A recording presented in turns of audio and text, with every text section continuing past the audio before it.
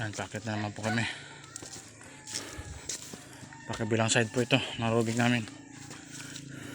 Ito mga bahay na dito na nadaanan namin ay mga dati na po ito. Opo. Inaano lang namin para panatiling walang magtayo na iba. Dito sa kabila na to.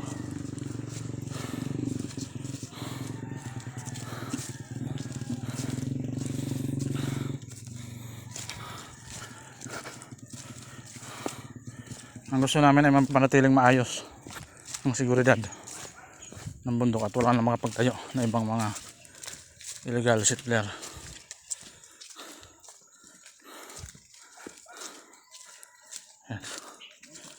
Yan dati na yan. Yan yung kubo-kubo na yan. Luma na. Maputik na naman tayo. Dumaan naman po tayo sa maputik na daanan.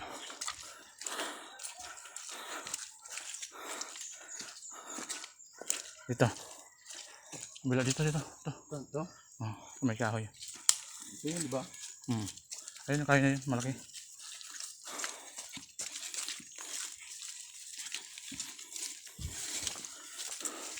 Yan po yung kahoy na malaki. Yan po yung may mohon na ano natin. Awang natin yan. Yan ang kahoy na ano. Ano ba ito mapait? Mahogani. Yan yung mahogani na boundary. Pero may mga nandito. Meron. Andun pa yung malap sa puno.